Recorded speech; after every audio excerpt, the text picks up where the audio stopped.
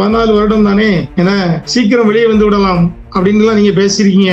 ஆனா இந்த நீதிமன்றம் உங்களுக்கு வந்து தூக்கு தண்டனை விதிக்கிறது. நீ வந்து ஆதாரத்தை அழிச்சியா, அதுக்கு ஒரு சைட்டேஷன். நீ வந்து என் வயசை கன்சிடர் பண்ணுங்க ஐயா, அது சொன்னியா, அதுக்கு ஒரு சைட்டேஷன். நான் என் சீனியர் அவங்க சொன்னதுனாலதான், அதிகாரிகள் சொன்னதான் அடிச்சுன்னு சொன்னியா, அதுக்கு ஒரு சைட்டேஷன். நீ என்னெல்லாம் சொன்னியோ அவ்வளவுக்கு citation. High court appeal, supreme court appeal, ஜனாதிபதியோட கருணை மனு. இது ஜனாதிபதியோட கருணை மனு ரிஜெக்ட்னு வந்துட்டுன்னா உடனே ரெடி ஆயிரும் கோர்ட்டு. இதே நீதியரசர் இங்க இருந்தா அந்த நீதியரசர் முன்பாக ஆட்டோ சங்கர் அண்ணாச்சிக்கு பிறகு இவர்கள் அனைவரும் மதுரை சிறையில் கண்டிப்பாக தூக்கிலிடப்படுவார்கள். அந்த வழக்கே இல்லாமல் நீங்க செஞ்சிருப்பீங்க. அவங்களை புதைக்கும் போது வழக்கே இல்லாம போயிருக்கும். வழக்கினுடைய உண்மை என்பது ஒரு பக்கம், ஆனால் வழக்கே இருந்திருக்காது. இது வந்து கடுங்காவல் தண்டனை, அது மெய்க்காவல் தண்டனை. இது எதுக்காக இப்படி போடுறாங்கன்னா, இந்த ஒவ்வொரு செக்ஷன்லயும் வந்து இவ்வளவு தண்டனை கொடுக்கணும் இருக்கு. இது மேக்சிமம் அந்த 302 வர்றதுனால ஹேங்கிங் வந்துருது. ஹேங்கிங் கொடுத்தா இவங்களுக்கு இந்த தண்டனைகள்லாம் நிறைவேற்ற முடியாது. இல்ல, அவர் இறந்து விடுவார், அதனால கிடையாது. இல்ல சார், இப்போ ஸ்ரீதருக்கு வந்து 21 ஆண்டு சிறை தண்டனை முடிஞ்சதுக்கு அப்புறம் ஹேங்கிங் நிறைவேற்றுவாங்களா? அப்படி கிடையாது. அதாவது ஹேங்கிங் தான் முதல்ல வரும். 6 மாசத்துல ஹேங்கிங் கொடுத்துருவாங்க.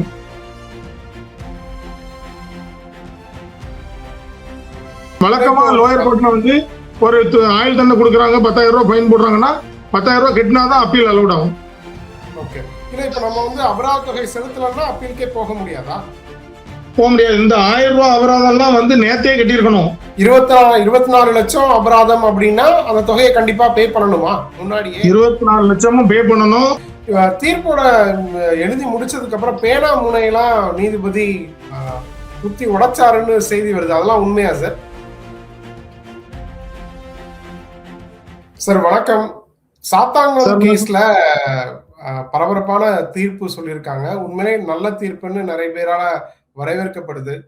சோ நேத்து கோர்ட்ல என்ன நடந்துச்சு சார்? அதாவது 23ஆம் தேதி அனைவரும் குற்றவாளிகள் அறிவிச்சாங்க. பிறகு வந்து 30ஆம் தேதி தமிழ்நாடு கவர்மெண்டோட ரிப்போர்ட்டு, 2ஆம் தேதி இவங்க அனைவருடையமும் இவங்களுடைய சொத்து விவரங்கள், இந்த தண்டனை உங்களுக்கு கொடுக்க போறேன், அதை பத்தி சொல்லுங்கன்னாங்க. அது எல்லாத்தையும் சொல்லி முடித்தோன்னே மீண்டும் 6ஆம் தேதிக்கு ஒத்தி வைக்கப்பட்டது. நேற்றும் காலையில் வழக்கு விசாரணைக்கு வந்து மாலை 2:30 மணின்னு சொன்னாங்க. அதுக்கப்புறம் 3:00 திருப்பி 5:30 5:30 மணிக்கு நீதிபதி வந்தவுடன் அவர்கள் இந்த வழக்கினுடைய இந்த தீர்ப்பு இவங்களுக்கு வந்து ஆயுள் தண்டனை கொடுப்பதா, தூக்கு தண்டனை கொடுப்பதா, இவர்களுக்கு சாகுமுறை ஆயுள் தண்டனை கொடுப்பதா, இப்படி என்ன பல்வேறு விஷயங்களை நாம் வந்து இவர்கள் செய்த குற்றங்கள், இவருடைய ப்ரீவியஸ் குற்றங்கள், இதெல்லாம் வந்து பட்டியலிட்டு பார்க்கும் பொழுது இவர்கள் செய்த இந்த கொலை கொடும் ஒரு குற்றமாகவே கருதுகிறது. எனவேதான் இவர்களுக்கு இந்த நீதிமன்றம், இவர்கள் திருந்துவதற்கு வாய்ப்பு இல்லாதவர்கள், இவர்கள் வந்து ஒரு ஆயுள் தண்டனை கொடுத்தால் இவர்கள் திருந்த வாய்ப்பு உள்ளது என்றால் ஆயுள் தண்டனை கொடுக்கலாம். இவர்களுக்கு திருந்துவதற்கு வாய்ப்பே இல்லை. எனவே இவர்களுக்கு இந்த நீதிமன்றம் மரண தண்டனை கொடுக்க வேண்டும் என்று நினைக்கிறது என்று நீதிபதி அவர்கள் அந்த வழக்கை ஆரம்பித்த முதலே அது குறித்த குறிப்புரைகளை பேச தொடங்கினார்கள். அப்பொழுது தீர்ப்புகள் அறிவிக்கப்படவில்லை. ஆனா அந்த நடந்த விஷயங்களை சொன்னாங்க. இவர்கள் இருவரையும், தகப்பனையும் மகனையும் நீங்க வந்து காவல் நிலையத்தில் வைத்து அடித்து கொலை செய்திருப்பது, அந்த நிகழ்வுகளை பார்க்கும் பொழுது மனமே வெந்து போய்விடும் போல் உள்ளது. நீங்கள் வந்து இந்த எதிரிகள் நன்கு படித்தவர்கள், நல்ல மனநிலையில் இருந்திருக்கின்றீர்கள். நீங்கள் இவ்வாறு ஒரு செயலை செய்வதை சாதாரண கொலையாகவோ சாதாரண குற்றமாகவோ அதை கருத முடியாது. இது வந்து ஒரு அரிதிலும் அரிதான ஒரு வழக்காகத்தான் இதை எடுக்க முடியும். இந்த குற்றம் சாதாரண குற்றம் அல்ல, கொடுங்குற்றம். இதை ஒரு கல்வியறிவு இல்லாதவர் செய்திருந்தால் கூட அவருக்கு ஒரு கருணை காட்டலாம். ஆனால் நீங்கள் இந்த குற்றத்தை திட்டமிட்டு, நீங்கள் நன்கு கல்வியறிவு உடையவர்கள், இது இப்படி செய்தால் என்ன நடக்கும் என்று தெரியும், ஆனாலும் இதை செய்திருக்கின்றீர்கள்.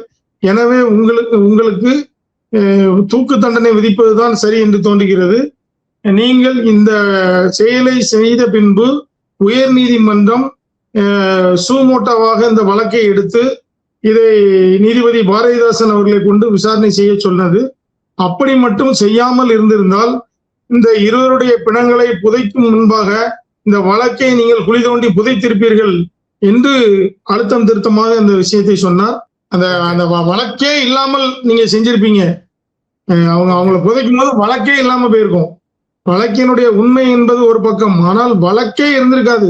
காரணம் என்னன்னா, நீங்க கோயில்பட்டியில அட்மிஷன் போட்டு அங்க இறந்த உடனே நீங்க கொரோனான்னு சொல்லி தமிழ்நாடு முதல்வரையே சொல்ல வைக்கீங்க. தமிழ்நாடு முதல்வரே சொல்றாரு, மூச்சு திணறல் காரணமாக ஜெயராஜ் மரணம் அடைந்தார், அவருக்கு ஏற்கனவே இதய நோய் உள்ளது. இதெல்லாம் நீங்க தானே சொல்ல வைக்கிறீங்க. அததான் நீதிபதி சொல்றாரு அப்படின்னு சொன்னாங்க. அது போக நீங்க இந்த குடும்பத்தினுடைய ஆணி வேறையே புடுங்கி விட்டீர்கள். இந்த குடும்பத்திற்கு வருமானம் தரக்கூடிய தகப்பனையும் மகனையும் புடுங்கி விட்டீர்கள். எனவே இந்த பெனிக்ஸோடைய தாயார் இருக்கு, அவருடைய கண்ணீருக்கு எந்த தீர்ப்பு கொடுத்தாலும் அதை சரி செய்ய முடியாது அப்படின்னு ரொம்ப அழுத்தம் திருத்தமா சொன்னாங்க. உங்களுடைய பெற்றோரின் உங்களுடைய வயது, உங்களுடைய பெற்றோரினுடைய வயது, உங்களுடைய பிள்ளைகள், உங்களுடைய குடும்ப சூழ்நிலை எல்லாம் பார்க்க வேண்டிய அவசியம் இல்லை. ஏனென்றால் நீங்கள் ஒரு கொடூர குற்றவாளிகள். இதனை ஏற்கனவே உச்ச நீதிமன்றம் முகேஷ் வெர்சஸ் என்சிஆர்டி என்ற வழக்கில் மிக தெளிவாக சொல்லியுள்ளது. உங்களுக்கு எந்த கருணையும் அதில் காட்ட வேண்டியதில்லை. ஏனென்றால் நீங்கள் ஒரு கொடூரமான ஒரு நிராயுதபாணியாக வந்த ஒரு வியாபாரிகளை நீங்கள் அடித்து கொலை செய்திருக்கீர்கள் என்று சொன்னார்கள். அதுபோக எதிரி தரப்பில் எங்களுடைய உயர் அதிகாரி சொன்னதனால்தான் நாங்கள் அடித்தோம், அதாவது இன்ஸ்பெக்டர் சொன்னதுனால தான் சொல்லி எஸ்ஐ எல்லாம் சொல்லியிருக்கீங்க. இது அப்படி நீங்க அப்படி சொல்ல முடியாது. நீங்கள் உங்களுடைய உயர் அதிகாரி உங்களை ஒரு தவறு செய்ய சொன்னால் அதோட மேல் அதிகாரிக்கு நீங்கள் தெரியப்படுத்தியிருக்க வேண்டும். இதை வழக்கு உச்ச நீதிமன்றத்தில் பிரகாஷ் வெர்சஸ் ராம் பிரசாத் வழக்கில் இதை உச்ச நீதிமன்றம் மிக தெளிவாக குறிப்பிட்டுள்ளது. ஒரு கொடுஞ்செயலை சொன்னால் அவர் சொன்னதற்காக நீ செய்தால் நீ நீனும் அவருடைய இணைந்த குற்றவாளியாக தான் நீ உன்னை சேர்க்கணும் அப்படின்னு சொல்லியிருக்காங்க. அதுபோக பச்சாத் Singh versus state of Punjab இந்த வழக்கில் உச்ச நீதிமன்றம் இந்த custodial torture and custody death இதுக்கு ரொம்ப கிளாரிட்டியான ஒரு கிளாரிபிகேஷன் கொடுத்திருக்காங்க. அந்த வழக்கையும் மேற்கோள் காட்டிய நீதிபதி அந்த வழக்குப்படி கஸ்டோடியல் டார்ச்சரில் ஒரு மரணம் நிகழுமானால் அந்த காவலர்களுக்கு எந்த காரணம் கொண்டும் கருணை காட்டக்கூடாது. அவர்களுக்கு மேக்சிமம் சென்டென்ஸ், கேபிட்டல் சென்டென்ஸ் தான் கொடுக்கணும், தூக்கு தண்டனை தான் கொடுக்கணும். அவங்களுக்கு எந்த விதத்திலும் கருணை காட்டக்கூடாதுன்னு சொல்லியிருக்கு. அதனால அந்த ஜட்ஜ்மெண்டோட சில பக்கங்களை வாசித்து காட்டினார்கள். அதன் அடிப்படையில் நான் உங்களுக்கு தூக்கு தண்டனை கொடுக்கிறேன் என்று சொன்னார்கள். இப்போ 9 பேருக்கும் மரண தண்டனை கொடுத்திருக்காங்கல்ல சார்? இப்போ 9 பேருக்குமே இரட்டை மரண தண்டனை அப்படின்னு சொல்றாங்க. 21 ஆண்டுகள் சிறை குற்றவாளி 2க்கு, அதே மாதிரி இரட்டை மரண தண்டனை 8 ஆண்டுகள் சிறை அப்படின்னு சொல்றாங்க. 3வது குற்றவாளிக்கு இரட்டை மரண தண்டனை 18 ஆண்டுகள் சிறை, இந்த மாதிரி சொல்றாங்கல்ல சார்? இந்த இரட்டை மரண தண்டனை அப்படின்றது என்ன? அப்புறம் சிறை தண்டனைன்னு குறிப்பிடுறாங்க தனியா. அந்த டிஃபரன்சியேஷன் என்ன சார்? ஒவ்வொருத்தருக்கும் வேற வேற சிறை தண்டனை வருது. இப்ப சிறை தண்டனை உடனே என்ன நடக்கும் அப்படின்னா ஒரு சந்தேகம் வருது இல்ல சார்? இல்ல அது அப்படி இல்ல. அதாவது A1 ஸ்ரீதருக்கு 342 ஐபிசிக்கு 1 ஆண்டு கடுங்காவல் தண்டனையும் 1000 ரூபாய் அபராதமும் விதிக்கப்பட்டுள்ளது ஒரு கவுண்டுக்கு. அதாவது பெனிக்ஸுக்குன்னா பெனிக்ஸுக்கு மட்டும். ஜெயராஜுக்கு இதே மாதிரி 342க்கு 1 year 1000 rupees. ஐபிசி 201க்கு 7 years கடுங்காவல் தண்டனை, 1000 ரூபாய் அபராதம். ஐபிசி 211க்கு 7 years கடுங்காவல் தண்டனை, 1000 rupees ஃபைன். 218க்கு 3 years கடுங்காவல் தண்டனை, 1000 ரூபாய் அபராதம்.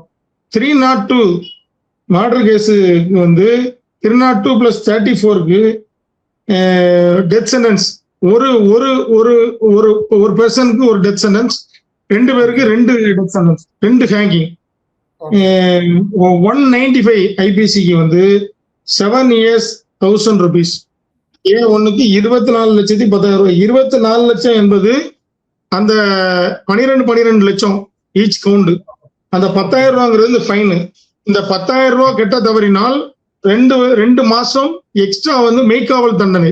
இது வந்து கடுங்காவல் தண்டனை, அது மெய்க்காவல் தண்டனை. இது எதுக்காக இப்படி போடுறாங்கன்னா, இந்த ஒவ்வொரு செக்ஷன்லயும் வந்து இவ்வளவு தண்டனை கொடுக்கணும்னு இருக்கு. இது மேக்சிமமா இப்போ அந்த 302 வர்றதுனால ஹேங்கிங் வந்துருது. ஹேங்கிங் கொடுத்தா இவங்களுக்கு இந்த தண்டனைகள்லாம் நிறைவேற்ற முடியாதுல்ல, அவர் இறந்து விடுவார், அதனால கிடையாது. இல்ல சார், இப்போ ஸ்ரீதருக்கு வந்து 21 ஆண்டுகள் சிறை தண்டனை முடிஞ்சதுக்கு அப்புறம் ஹேங்கிங் நிறைவேற்றுவாங்களா? அப்படி கிடையாது. அதாவது ஹேங்கிங் தான் முதல்ல வரும். ஹேங்கிங்ல வந்து ஒருவேளை வந்து அது ஆயுள் தண்டனையாக மாற்றப்பட்டு விட்டது, இல்ல அப்படி மாத்துறதுக்கு வாய்ப்புகள் இல்லை. ஆனா ஒருவேளை அப்படி வந்து இப்போ ஒரு சுப்ரீம் கோர்ட்ல போய் ஆயுள் தண்டனையை மாற்றினா அந்த ஆயுள் தண்டனையும் இந்த 21 ஆண்டு காலமும் ஏக காலத்துல அனுபவிக்கணும்னு சொல்லியிருக்காங்க. இந்த 21ங்கிறது ஒரு பெர்சனுக்கு, 2 பேருக்கு வந்து 42 வருஷம். 42 வருஷத்துல ஒரு லைஃபும் இந்த இப்போ உள்ள 6 வருஷமும் ஏக காலத்துக்குள்ள போகும். அப்படியே போனாலும் நீங்க இந்த 42ல இந்த 14 கழிச்சீங்கன்னா, அதாவது 14 இந்த 6 மட்டும் கழிச்சு மிச்சம் அவங்க இருந்தா இருக்கணும். ஹேங்கிங் இல்லாட்டாலும் அவங்களால அவங்க இருந்தா ஆகும். சரி, இப்போ இந்த அபராதம் 6 மாசத்துல ஹேங்கிங் கொடுத்துருவாங்க. அபராத தொகை சார்? அபராத தொகை வந்து அவங்களுடைய பெனிக்ஸோட தாயார்ட்ட கொடுக்கணும். 24,10,000 ரூபாய். ஒரு பேர் ஹெட்டுக்கு வந்து 12 lakhs. அது போக இந்த நம்ம 342, 201, 195, 211, 218 வந்து 1000 rupees இருக்கு. அது வந்து ஒரு 10,000 ரூபாய். அந்த 10,000 ரூபாய் கட்டல, நான் எனக்கு கட்ட முடிய வசதி இல்லை அப்படின்னு சொன்னா அதுக்கு 2 மாசம் எக்ஸ்ட்ரா இருக்கணும். இல்ல இப்ப இந்த அபராத தொகையை செலுத்தினாதான் மேல்முறையீடு பண்ண முடியுமா உங்களால? கண்டிப்பா. இதை வந்து இவங்க முதல்ல வந்து இந்த தண்டனையை உறுதி செய்வதற்கு முதலில் இந்த வழக்கு வந்து உயர் நீதிமன்றத்திற்கு அனுப்பி வைக்கப்படும். இதை அங்க அனுப்பும் போது அங்க வந்து அவங்க வந்து இதை கன்ஃபார்ம் பண்ண உடனே பணம் வந்து அவங்களுடைய தாயார்ட்ட கட்டணும். அப்படி கட்ட முடியாம இவங்க ஏன்னா இவங்க ஜெயில தான் இருப்பாங்க, உள்ள இருக்கும்போது அந்த பணத்தை அவங்க உறவினர்கள் ரெடி பண்ணி கட்டணும். கட்டலைன்னா அவங்களுடைய சொத்துக்களை பறிமுதல் பண்ணி ரெவன்யூ ஆக்ட் படி பறிமுதல் பண்ணி இவங்களுக்கு கொடுக்கணும் அப்படின்னு சொல்லியிருக்காங்க. வழக்கமா லோயர் கோர்ட்ல வந்து ஒரு ஆயுள் தண்டனை கொடுக்குறாங்க, 10,000 ரூபாய் ஃபைன் போடுறாங்கன்னா 10,000 ரூபாய் கட்டினாதான் அப்பீல் அலௌட் ஆகும். இல்ல இப்ப நம்ம வந்து அபராத தொகை செலுத்தலன்னா அப்பீலுக்கே போக முடியாதா? போக முடியாது. இந்த 1000 ரூபாய் அபராதம் எல்லாம் வந்து நேத்தே கட்டியிருக்கணும். சென்டென்ஸ் கொடுக்குற அன்னைக்கே 1000 ரூபாய் கட்டியிருக்கணும். கெட்டாத பட்சத்துல அப்பீலே போக முடியாது. 24 லட்சம் அபராதம் அப்படின்னா அந்த தொகையை கண்டிப்பா பே பண்ணணுமா? முன்னாடியே 24 லட்சமும் பே பண்ணணும். ஆனா உயர் நீதிமன்றம் அதை உறுதி செய்தவுடன் பே பண்ணணும். இந்த 1000 ரூபாய் போட்டு இந்த 10,000 அது நேத்தே கட்டணும். நீங்க சொல்றது வந்து அப்பீல், நான் சொல்றது வந்து ஒரு தூக்கு தண்டனை என்று இருப்பதினால் உயர் நீதிமன்றம் அதுக்கு ஒரு அப்ரூவல் கொடுக்கணும். அப்பவுமே அவங்க வந்து இந்த பணத்தை அவங்க வைப்பீடு செய்யணுமா இல்ல நேரடியாக காசா கொடுத்துட்டு அதை கொண்டு வந்து கொடுக்கணுமான்னு சொல்லுவாங்க. அது கொடுத்த பிறகுதான் அப்பீல். பட் அப்பீல் போடணும்னா இது கண்டிப்பா பே பண்ணணும். பே பண்ணணும். இப்ப நேத்து கோர்ட்ல என்ன நடந்துச்சு சார்? எத்தனை மணிக்கு அவங்க வந்தாங்க? குற்றவாளிகள் கூட்டு வந்தாங்க? நம்ம தொடர்ந்து சொல்லக்கூடியது குற்றவாளிகள் ரொம்ப சொகுசா இருக்காங்க. நீங்க லாஸ்ட் டைம் பேசும்போது கூட சொல்லியிருந்தது என்னன்னா, இந்த மாதிரி அவங்க வந்து சிறையில இருந்தாங்களான்னே எனக்கு சந்தேகமா இருக்கு அப்படின்னு சொல்லியிருந்தீங்க. சோ அப்படி இருக்கும்போது நேற்று அந்த கோர்ட் சீன் எப்படி நடந்துச்சு எனக்கு ஸ்டார்டிங்லேன்னு சொல்ல முடியுமா சார்? அதாவது காலையில வந்து 10:30 மணிக்கு நீதிமன்றத்திற்கு வந்த நீதிபதி அவர்கள் இன்று மாலை 3:30 மணிக்கு நான் அறிவிக்கிறேன், வழக்கு கண்டிப்பா 3:30 மணிக்கு நான் ஜட்ஜ்மெண்ட் சொல்லிடுவேன் அப்படின்னு சொன்னாங்க. உடனே நீதிமன்றத்தில் அனைத்து வழக்குகளும் அன்னைக்கு காலிங் எல்லாம் முடிக்கப்பட்டது. திருப்பி 3:30 மணிக்கு மீண்டும் வந்தோம். 3:30 மணிக்கு மீண்டும் வந்த நீதிபதி, இன்றைக்கு நான் கண்டிப்பா ஜட்ஜ்மெண்ட் சொல்லுவேன், எல்லாருக்கும் அந்த காப்பீஸ் ரெடியா கொஞ்சம் காலதாமதமாக வரனால கொஞ்சம் எனக்காக வெயிட் பண்ணுங்க, 5:30 மணிக்கு மீண்டும் வருகிறேன், இன்னைக்கு தீர்ப்பை கண்டிப்பா சொல்லுவேன் அப்படின்னு சொன்னாங்க. அந்த 5:30 மணிக்கு வந்து கரெக்டா வந்துட்டாங்க. வந்த உடனே குற்றவாளிகளும் ஏற்கனவே வந்து வெயிட் பண்ணிட்டு தான் இருந்தாங்க. அதனால அவங்களும் ஆஜர்படுத்தப்பட்டாங்க. அவர்களை தொடர்ந்து இந்த குற்றவாளிகளுக்கு ஏன் மரண தண்டனை வழங்க வேண்டும் என்பதை அவர்கள் மிக தெளிவாக சொன்னார்கள். வேலியே பயிரை மேய்ந்தது போல் இருக்கிறது என்று 2 இடங்களில் அவர்கள் குறிப்பிட்டார்கள். அந்த பெனிக்ஸுடைய தாயாருடைய கண்ணீருக்கு பதில் சொல்ல முடியாது. இந்த தீர்ப்பு அவர்கள் அந்த கண்ணீருக்கு தீர்வாகாது. இது போன்ற குற்றங்கள் இனிமேல் இந்தியா முழுவதும் எங்கும் நடைபெறக்கூடாது. அப்படி ஒரு தீர்ப்பாக இது இருக்க வேண்டும். நீங்கள் வந்து ஒரு சாதாரண பொதுமக்கள் கிடையாது. நீங்கள் ஒரு அரசு ஊழியர்கள். உங்களுக்கு வந்து எந்த அளவுக்கு உங்களுக்கு வந்து அதிகாரம் இருக்கிறதோ அந்த அளவுக்கு பொறுப்பும் இருக்கிறது. நீங்கள் அந்த பொறுப்பை செய்ய தவறி இருக்கின்றீர்கள். எனவே உங்களை மன்னிக்க முடியாது. காவல்துறையில் இருந்து கொண்டு நீங்கள் மக்களிடம் பொதுமக்களிடம் இருந்து பெறக்கூடிய பணத்தில் நீங்கள் சம்பளம் பெற்றுக்கொண்டு நீங்கள் இந்த செயலை செய்தது மறக்க முடியாது, மன்னிக்க முடியாது. சாதாரண ஒரு வியாபாரிகளை நீங்கள் வந்து எந்த ஒரு ஆயுதங்களும் இல்லாத நிராயுத பாணியாக இருந்த வியாபாரிகளை நீங்கள் அழைத்து சென்று விசாரணைக்காக அழைத்து சென்று எந்த வழக்குகளும் இல்லாத நிலையில் விசாரணை என்ற பெயரில் அழைத்து சென்று கொடூரமாக தாக்கி இருக்கின்றீர்கள். உங்களுடைய லத்தி இரும்பு பைப்புகளை கொண்டு தாக்கி இருக்கின்றீர்கள். அவருடைய புட்டத்தை அடித்து கிழித்து இருக்கின்றீர்கள். தொங்கி இருக்கின்றது கிழிந்து. ஆனால் அதனால் நீங்கள் வந்து கொடூரமான குற்றவாளிகள். நீங்கள் அவர்களுக்கு அந்த காயத்தை ஏற்படுத்தி கொண்டார்கள் என்று நீங்கள் கூறுகின்றீர்கள். ஆனால் உங்களை கோயில்பட்டி கிளைச்சறையில் நீங்கள் அனுப்பியுள்ள பழைய குற்றவாளிகளுடைய அந்த டாக்டர் ரிப்போர்ட்டுகளை பார்க்கும் பொழுது அனைவருடைய புட்டமும் கிழிக்கப்பட்டுள்ளது. அப்ப நீங்க வந்து தொடர்ந்து இதுதான் நீங்கள் செய்து வந்திருக்கின்றீர்கள். இது இந்த வழக்கில் உயர்நீதிமன்றம் நேரடியாக தலையிட்டதினால் இந்த வழக்கில் நீங்கள் இந்த வழக்கை சரியாக சிபிஐ நடத்தி உங்களுக்கு ஒரு தண்டனையை வாங்கி கொடுத்திருக்கின்றது. மற்றபடி நீங்க மற்ற எல்லா வழக்கிலும் நீங்கள் வந்து அவருடைய பெற்றோர்களை சரி கட்டி மிரட்டி நீங்கள் தப்பித்துள்ளீர்கள் என்று குறிப்பிட்டார்.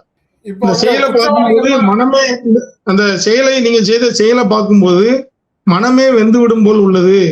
நீங்க வந்து செய்திருக்க காரியம் ஒரு பென்னிக்ஸ் எந்த தவறு செய்யாத ஒரு பென்னிக்ஸையும் எந்த தவறு செய்யாத ஒரு ஜெயராஜையும் கடையை ஏன் நீங்க திறந்து வச்சீங்கன்னு கேட்கறதுக்கு அழைத்து சென்று கொடூரமாக தாக்கி இருக்கின்றீர்கள். எனவே இது இந்தியாவிலே ஒரு அரிதிலும் அரிதான வழக்காக இது பார்க்கப்படுகிறது. அரிதிலும் அரிதான வழக்குகளுக்கு உச்சபட்ச தண்டனை வழங்க வேண்டும் என்று ஏற்கனவே சுப்ரீம் கோர்ட் சொல்லியிருக்கு. 2011 உங்களுக்கு எல்லாம் வந்து ஒரு சர்க்குலர் அனுப்பப்பட்டிருக்கிறது. அந்த சர்க்குலர் வந்த பிறகும் நீதிமன்றம் எங்களை என்ன செய்யும் என்ற எண்ணத்தில் நீங்கள் தொடர்ந்து எல்லா இடங்களிலும் லாக்அப் டெத்தையும் கஸ்டடியல் டார்ச்சரையும் நீங்கள் நடத்தி வருகிறீர்கள். இந்த தீர்ப்பு உங்களுக்கு ஒரு பாடமாக இருக்கும் அப்படின்னு சொன்னாங்க. ஓகே, தீர்ப்போட எழுதி முடிச்சதுக்கு அப்புறம் பேனா முனையெல்லாம் நீதிபதி குத்தி உடைச்சாருன்னு செய்தி வருது. அதெல்லாம் உண்மையா சார்? எல்லா வழக்குகள்லையும் தூக்கு தண்டனை கொடுக்கறதா இருந்தா நீதிபதிகள் வந்து வழக்கமா வந்து அந்த கடைசியில கையெழுத்து போட்டு விட்டு அந்த பேனாவே அந்த டேபிள்ல வந்து இப்படி கீழே பார்த்து குத்துவாங்க. அது எதுக்குன்னு சொல்லுவாங்கன்னா அது வந்து அந்த காலத்துல சம்பிரதாயம் இருக்கு. எதுக்குன்னா இந்த கையினால் இனிமேல் ஒரு தூக்கு தண்டனை நான் வழங்க மாட்டேன், இந்த கை ஒரு மரண தண்டனை வழங்கக்கூடாது அப்படிங்கிறதுக்காக அதை குத்துவாங்க. ஆனா இவங்க இந்த மாதிரி அடிச்சாங்கன்னா குத்திக்கிட்டே இருக்க வேண்டியதான். அப்படி டக்குன்னு குத்த வேண்டியதான், மாசம் குத்த வேண்டியதான். கீழே ஒரு தூக்கு கொடுத்தா கூட உடைச்சிருவாங்க அந்த பேனாவை. ஏன்னா இனி என் கையில அப்படி ஒரு தூக்கு நான் கொடுக்க கூடாது. ஏன்னா மரண தண்டனை என்பது ஒரு உச்சபட்ச தண்டனை. உண்மையிலே பார்த்தா அவங்க குடும்பத்துக்குலாம் ஒரு பெரிய இழப்பு தான். ஒரு ஆயுள் தண்டனை இருந்தா கூட அப்பப்போ பரவாயில்ல வருவாரு போவாரு, பிள்ளை கல்யாணம் வருவாரு. ஒருத்தர் மரண தண்டனை கொடுக்கறது வந்து இந்த நாட்டோட ஒரு அதிகபட்ச தண்டனை கேபிட்டல் பனிஷ்மெண்ட் சொல்லுவாங்க. அவனை வந்து மேலோகத்துக்கு அனுப்புறது. ஆனா நீதிபதி அவர்கள் அந்த கடைசி நாள் 2 தரப்புலையும் ஆர்கியூ பண்ணாங்க. அதாவது ஜட்ஜ்மெண்ட் வந்து அதாவது குறைந்தபட்ச தண்டனையான ஆயுள் தண்டனை வழங்கணும், டெத் சென்டென்ஸ் கொடுக்க கூடாது அப்படின்னு எதிரி தரப்புல ஆர்கியூ பண்ணாங்க. அப்போ அவங்களும் நிறைய சைடேஜ் பண்ணாங்க, ஜட்ஜி எல்லாத்தையும் குறிச்சிட்டாங்க. அதே மாதிரி சிபிஐடைய ஸ்பெஷல் ப்ராசிக்யூட்டர் வந்து சூப்பரா ஆர்கியூ பண்ணாங்க. இவங்களுக்கு கருணையே காட்டக்கூடாது, மத்திய அரசே வந்து மெயில் அனுப்பியிருக்காங்க, அதுல வந்து இவர்களுக்கு அதிகபட்ச தண்டனை வழங்க இவங்களுக்கு கருணை காட்ட வேண்டிய அவசியம் இல்லை, நீ அதெல்லாம் அவர் மென்ஷன் பண்ணி அவங்க அதை பேசினாங்க. அப்போ அதை தான் இப்ப நீதிபதி என்ன சொல்றாங்கன்னா, இந்த வழக்கு அரிதிலும் அரிதான வழக்கா இல்லையா, ரேர் அண்ட் ரேர் கேஸா இல்லையா. ரேர் அண்ட் ரேர் கேஸ்னா இவங்கள டெத் சென்டென்ஸா கொடுக்கணும்னு சுப்ரீம் கோர்ட் சொல்லுது. இது ஒரு சாதாரண வழக்கா இருந்தா ஆயுள் தண்டனை போதும்னு சொல்லுது.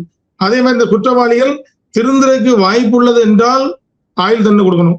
இவங்க திருந்தவே போறது கிடையாது, இவங்க திருந்தறதுக்கு வாய்ப்பு இருந்தும் திருந்தாதவங்க தான் அப்படின்னா இவங்களுக்கு டெத்து கொடுத்துடலாம். ஏன்னா இவங்க அதுக்கு இருந்து வேஸ்ட் தான், இவங்க வந்து போய் சேர வேண்டியதாங்கிறதா கணக்கு. அதுதான் இந்த நான் ஒரு 2 டேபிள் போட்டிருக்கேன். அந்த அட்டவணையில் இவர்களை பற்றி எழுதியிருக்கிறேன், இவர்கள் செய்த கொலை எப்படி கொலை பண்ணியிருக்காங்கன்னு. இதுல பார்க்கும்போது இவர்களுக்கு வந்து தூக்கு தண்டனை தான் சரியான தண்டனை என்று இந்த நீதிமன்றம் கருதுகிறதுன்னு சொன்னாங்க. ஓகே. இந்த குற்றவாளிகளோட ரியாக்ஷன்ஸ்லாம் எப்படி சார் இருந்துச்சு? அங்க என்ன நடந்துச்சு கோர்ட்ல? அதாவது என்னால சிரிச்சுக்கிட்டு இருப்பாங்க. நேத்து தான் கொஞ்சம் அமைதியா இருந்தாங்க. ஓகே. ஏன்னா அதாவது மரண தண்டனை கொடுப்பாங்கன்னு அவங்க எதிர்பார்த்திருக்க மாட்டாங்க. நாங்க எதிர்பார்த்தோம். ஆனா அவங்க எதிர்பார்த்திருக்க மாட்டாங்க. எப்படியாவது லைஃப் தான் கொடுப்பாங்க. நம்ம வந்து இப்பதான் 6 வருஷம் இருந்தாச்சுல அப்படின்னு நினைச்சுப்பாங்க. அதையும் நீதிபதி சொன்னாங்க. சொன்னாங்க. நீதிபதி வாசிக்கும் பொழுது பக்கத்துல இருந்து அதை குறிப்பு எடுத்துக்கிட்டே இருந்தேன். அதையும் சொன்னாங்க. நீங்க உங்களுக்கு வந்து நம்ம லைஃப் தான் கொடுப்பாங்க, 14 வருஷம் தான் கொடுப்பாங்கன்னு நீங்க நினைச்சிட்டு இருந்தீங்க. ஆனா அந்த நீதிமன்றம் அப்படி நினைக்கவே இல்லை. இந்த நீதிமன்றம் உங்களுக்கு ஆயுள் தண்டனை கொடுக்கணும்னு நினைக்கவே இல்லை. ஏன்னா நீங்க செய்த குற்றத்திற்கு இதுவே வந்து குறைந்த தண்டனை தான். இதுக்கு மேல தண்டனை இல்லைங்கிறதுனாலதான் ஹேங்கிங் கொடுக்க வேண்டியிருக்கு. ஏன்னா நீங்க வந்து 14 வருஷம் தானே அப்படின்ட்டு அதை அவங்க வாசிக்கும் போது சொன்னாங்க. 14 வருடம் தானே, ஏன்னா சீக்கிரம் வெளியே வந்து விடலாம் அப்படின்லாம் நீங்க பேசியிருக்கீங்க. ஏன்னா ஆனா இந்த நீதிமன்றம் உங்களுக்கு வந்து தூக்கு தண்டனை விதிக்கிறது அப்படின்னு சொன்னாங்க. அதே மாதிரி நீங்க நினைச்சிருந்தா அவங்களுக்கு மெடிக்கல் ஃபெசிலிட்டி கொடுத்துருந்துருக்கலாம். ஹாஸ்பிட்டல்ல கொடுத்துருந்தீங்கன்னா அவங்க இன்னைக்கு உயிரோடு இருந்திருப்பாங்க. ஆனா நீங்க வந்து கொடுங்காயத்தையும் ஏற்படுத்தி விட்டு சாகுவரை அடித்து விட்டு மெடிக்கல் ஃபெசிலிட்டியும் கொடுக்காம போயிட்டீங்க அப்படின்னாங்க. எதிரி தரப்பு வழக்கறிஞர் அவரு ஆர்கியூ பண்ணும்போது இது வந்து எதிரிகள் மீது குற்றம் கிடையாது. எதிரிகள் வந்து சாதாரணமா எல்லாருக்கும் பனிஷ் பண்றது, கம்ப வச்சு அடிக்கிறது தான் பனிஷ்மெண்ட். ஆனா டாக்டர்ஸ் சரியான ட்ரீட்மெண்ட் கொடுக்கல அப்படின்னு சொன்னாரு. அதுக்குதான் ஜட்ஜி வந்து நீங்க சரியான ட்ரீட்மெண்ட் கொடுக்கல. நீங்க வந்து அங்க இருந்து கோயில்பட்டியில இருந்து 110 கிலோமீட்டர் டிராவல் பண்ணி கோயில்பட்டிக்கு ஏன் போனீங்க? சாத்தாங்குளத்துல இருந்து. இடையில திருநெல்வேலியில ஒரு பெரிய மெடிக்கல் காலேஜ் இருக்குது, நீங்க ஏன் போல? உங்களுக்கு ட்ரீட்மெண்ட் கொடுக்கணுங்கிற எண்ணம் இல்ல. நீங்க வந்து இவங்களை அப்படியே கொண்டு போய் கோயில்பட்டியில போய் கொரோனாவா க்ளோஸ் பண்ணி பேக் பண்ணி அப்படியே கொண்டு போய் 15 அடி ஆழம் குழிய தோண்டி மூடிடணும்னு நீங்க நினைச்சீங்க. ஆனா இந்த சமூக வலைதளங்களும் டிவி மீடியாக்களும் இதை வந்து கோயில்பட்டியில இருந்தே வெளியே கொண்டு வந்ததுனால இனி இவங்க வந்து மாட்டிக்கிட்டாங்க. அவ்வளவுதான். ஓகே. இப்போ என்ன சார் அடுத்த கட்டம் என்னவா இருக்கும்? இவங்க ஏதோ மேல்முறையீடு போறதுக்கு வாய்ப்பு இருக்குமா? என்ன சார் நடக்கும்? கண்டிப்பா போவாங்க சார். அதாவது யார் தான் போகாம இருப்போம்? எல்லாரும் போவாங்க. எப்படினாலும் வழக்கறிஞர்களுக்கு ஒரு பெரிய தொகையை கொடுத்து போவாங்க. ஆனா என்னுடைய பார்வையில் இந்த நீதிபதி எழுதியிருக்க தீர்ப்பு இவர்கள் வந்து மேல்முறையீட்டுல எல்லாம் இவங்க வெளியே வர்றதுக்கு வாய்ப்புகள் இருக்காது. காரணம் என்னன்னா, கிட்டத்தட்ட நேற்று பாத்தீங்கன்னா ஒரு 1000 பக்கம் இருக்கும். அன்னைக்கு உள்ளதும் 23ஆம் தேதி உள்ளதும் இதுவும் சேர்த்து 1000 பக்கங்களை இவங்களுக்கு எல்லாத்துக்கும் எடுக்க 9000 காப்பீஸ் எடுக்க வேண்டியிருக்கு. அதனாலதான் திருப்பி 3லேருந்து 5 ஆயிட்டு. அதை பார்க்கும்போது கிட்டத்தட்ட ஜட்ஜி உள்ள சொல்லியிருக்க சைட்டேஷனே நாங்க கொஞ்சம் தான் சொல்றோம். ஆனா ஜட்ஜி வாட்ஸ்அப் பாத்தீங்கன்னா நிறைய கிட்டத்தட்ட ஒரு 25-30 சைட்டேஷன் உள்ளே சொல்லியிருப்பாங்க. ஒன்னொன்னுக்கும் நீ வந்து ஆதாரத்தை அழிச்சியா, அதுக்கு ஒரு சைட்டேஷன். நீ வந்து என் வயசா கன்சிடர் பண்ணுங்க ஐயா, அது சொன்னியா, அதுக்கு ஒரு சைட்டேஷன். நான் என் சீனியரை அவங்க சொன்னதுனாலதான் அதிகாரிகள் சொன்னதான் அடிச்சுன்னு சொன்னியா, அதுக்கு ஒரு சைட்டேஷன். நீ என்னெல்லாம் சொன்னியோ அவ்வளவுக்கு சைட்டேஷன் கொடுத்துருக்காங்க. அதனால இந்த வழக்குல வந்து நாங்க இங்க லோயர் கோர்ட்ல நடத்தும் போது பாத்தீங்கன்னா ஹைகோர்ட்டோட சைட்டேஷனை தான் நாங்க இங்க சொல்லி ஆர்கியூ பண்ணுவோம். ஆனா நீதிபதி அவர்கள் ஹைகோர்ட் சைட்டேஷனை சொல்லவே இல்லை. எல்லாமே உச்ச நீதிமன்றத்தோட சைட்டேஷன் சொல்லிட்டாங்க. உச்ச நீதிமன்றம் தான் இருக்கிறதுல இந்தியாவிலே உச்சபட்ச அதிகாரம் உடையது. அது பார்லிமெண்ட்ல போய் தான் சட்டம் ஏற்றணும் இல்லை. உச்ச நீதிமன்றம் ஒரு மேட்டர் டிஸ்கஸ் பண்ணிட்டாலே அது அடுத்த நாள் அது ஒரு சர்க்குலராக வந்துவிடும். அப்படிப்பட்ட உச்ச நீதிமன்றத்துல கடைசியாக சொல்லப்பட்டிருக்கின்ற வழக்குகளை மேற்கோள் காட்டி இந்த வழக்கில் தீர்ப்பு வழங்கப்பட்டுள்ளதால் இதில் வந்து இவர்கள் அவ்வளவு எளிதாக இவர்கள் வெளியே வர முடியாது. இவருக்கு பெயில் எல்லாம் கொடுக்க மாட்டா. இவங்க நேரடியா வந்து மெயின் கேஸ் தான் ஆர்கியூ பண்ண சொல்லுவாங்க. மெயின் கேஸ் ஆர்கியூ பண்ணா டிஸ்மிஸ் பண்ணிடுவாங்க. பிறகு சுப்ரீம் கோர்ட்லயும் இதே மாதிரி தான் பெயில் கேட்பாங்க, பெயில் கொடுக்க மாட்டாங்க. அப்புறம் மெயின் கேஸ் ஆர்கியூமெண்ட் பண்ணணும், டிஸ்மிஸ். ஜனாதிபதியுடைய கருணை மனு, ஜனாதிபதியுடைய கருணை மனுவுக்கு போகும்போது கண்டிப்பா மத்திய அரசோட ஒப்பீனியன் அங்க வந்து இருக்கும். இப்ப உள்துறை அமைச்சர் வந்து இவங்க செஞ்ச செயலை மன்னிக்க முடியாது, இவங்களுக்கு உச்சபட்ச தண்டனை கொடுங்கன்னு நீதிபதிக்கு பரிந்துரை பண்ணிருக்கவங்க அங்க ஜனாதிபதிக்கு ஒரு சின்ன லெட்டரையோ ஏதோ ஒரு மெயில் அனுப்புவாங்க. அடுத்த ரிஜெக்ட் ஆயிரும். நமக்கு ஆட்டோ சங்கர் அண்ணாச்சிக்கு பிறகு இவர்கள் அனைவரும் மதுரை சிறையில் கண்டிப்பாக தூக்கிலிடப்படுவார்கள். ஓகே. இப்போ இவங்களுக்கு தண்டனை எப்படி சார் நிறைவேற்றுவாங்க? ஒவ்வொன்றா எப்படி நிறைவேற்றுவாங்க? ஒவ்வொன்றும் கிடையாது, டெத் சென்டென்ஸ் தான் தண்டனை, அவ்வளவுதான். ஓகே. எப்ப வேணாலும் அது அறிவிப்பு வரலாமா? அதான் இந்த ப்ராசஸ் எல்லாம் முடியணும். இப்ப நான் சொன்னேன்ல, ஜனாதிபதியுடைய கருணை மனு வரைக்கும் டிஸ்மிஸ் ஆகி ரிஜெக்ட் ஆகி வந்த உடனே டேட் பிக்ஸ் பண்ணிடுவாங்க. ஓகே, அது குறிப்பிட்ட நாட்களுக்குள்ள இதை நிறைவேற்றணும் அப்படின்னு இருக்கா சார்? அப்படி இல்ல, அது அந்த அப்பீல் வந்து பெண்டிங்ல இருந்துட்டு இருக்கோம்ல, அப்ப பண்ண முடியாது. ஓகே, ஒரு டிசைட் பண்ணணும்ல ஜனாதிபதி. அப்பீல் கண்டிப்பா உண்டு. அதான் சொல்றேன், high court appeal, supreme court appeal, ஜனாதிபதியோட கருணை மனு. இது ஜனாதிபதியோட கருணை மனு ரிஜெக்ட்னு வந்துட்டுன்னா உடனே ரெடி ஆயிரும் கோர்ட்டு. இதே நீதியரசர் இங்க இருந்தா அந்த நீதியரசர் முன்பாக கண்டிப்பாக தூக்கிலிடப்படுவார். ஓகே, இப்ப நேத்து குற்றவாளிகள்லாம் எதுவும் கெஞ்சினாங்களா? நம்ம பெனிக்ஸ் ஜெயராஜ் குடும்பத்தினரை பார்த்து எதுவும் பேசினாங்களா? அந்த மாதிரி எதுவும் நடந்துச்சு? அதெல்லாம் அப்படி எதுவுமே நடக்க முடியாதுல்ல. அவங்கள யாரையும் இன்னும் பார்க்க விட மாட்டாங்கல்ல. ஓகே, அப்படி ஒருத்தர் தண்டனை கொடுத்த பிறகு ஒரு அக்யூஸ்டெல்லாம் இருந்தா போலீஸ் வந்து செங்கு தூக்கா தூக்கி தலைக்கு மேல தூக்கி கொண்டு போய் ஏற்றிடுவாங்க வண்டியில. அதுக்கு ஒரு யாரையும் சந்திக்க விட மாட்டாங்க. அதே மாதிரி நேத்து நாங்கெல்லாம் அந்த கோட்டை விட்டு கிளம்ப வரைக்குமே அவங்க கிளம்பல. அவங்கள நைட்டு தான் அவங்க கிளம்பியிருக்காங்க. ஓகே, இல்ல ஜீப்ல ஏத்தும் போது கூட சிரிச்சுக்கிட்டு தான் வந்தாங்க அப்படின்ற மாதிரி செய்திகள்லாம் பார்க்க முடிஞ்சுச்சு, அதனால கேட்டேன். நான் இல்ல, ஆக்சுவலா அவங்க நேத்து அங்க இருக்கும்போது யாரும் சிரிச்ச மாதிரி எனக்கு தெரியல. எல்லாரும் கொஞ்சம் சோகமா தான் இருந்தாங்க. ஓகே, வரும்போது சிரிச்சுட்டு வந்திருப்பான். ஏன்னா கோர்ட்டுக்கு வரும்போது அவனுக்கு தெரியாது தூக்குன்ட்டு. நீங்க எவ்வளவு பெரிய அக்யூஸ்டா இருந்தாலும் கோர்ட்ல தூக்கு தண்டனை கொடுக்கும்போது அவன் துடிச்சு போயிடுவான். ஏன்னா அது வந்து நீங்க ஒரு கோர்ட்ல ஒரு ஆர்டரை வந்து திருப்பி அப்பீல்ல போய் ஜெயிக்கிறதுங்கிறது ரொம்ப ரொம்ப ரொம்ப கஷ்டம். ஏன்னா அந்த ஜட்ஜி வந்து ஒரு மாதிரி கேப் விட்டுருந்தாருன்னா ஜெயிக்கலாம், கேப் விடலன்னா ஃபில் பண்ணிடுவாங்க. அதுல எந்த மாற்றமும் கிடையாது. கேஸ்ல தொடர்ந்து நீங்க ஒரு பின்புலமா இருந்திருக்கீங்க, பெனிக்ஸ் ஜெயராஜ் குடும்பத்தினருக்கும் ஒரு பக்கபலமா இருந்திருக்கீங்க. நீங்க என்ன இப்போ உணர்றீங்க? அவங்கள்ட்ட பேசுனீங்களா? அவங்களோட எண்ண ஓட்டம் என்னவா இருக்கு? இல்ல, அவங்கள பொறுத்தவரை இந்த காம்பன்சேஷன் அது இதெல்லாம் அவங்க பெருசா லைக் பண்ணல. பணம் என்ன சார் பணம், பையனே போயிட்டான், என்ன பணம், உண்மையில அவ்வளவுதான். எங்களுக்கு பணம் எல்லாம் பெரிய விஷயம் இல்லை சார். பணம் இப்ப இந்த 1 கோடியை நாங்க கொடுத்தா எங்க தம்பியும் எங்க அப்பாவையும் கொடுப்பாங்களா சார்? யாராவது கொடுக்க முடியாதுல்ல. அப்போ இது வந்து காம்பன்சேஷன்ங்கிறது வந்து அவங்களுக்கு சும்மா ஒரு இழப்பீடை கொடுக்கணும்னு சொல்றாங்களே தவிர மற்றபடி இது அதுக்கு ஈக்குவல் கிடையாது. ஆனா எங்க வீட்டுல நடந்த மாதிரி இனிமே எங்கேயும் நடக்கக்கூடாது. அதே மாதிரி இவங்க எங்க அப்பீலுக்கு போனாலும் நாங்க எங்களுடைய சட்ட போராட்டத்தை தொடருவோம்னு சொல்லியிருக்காங்க. ஓகே.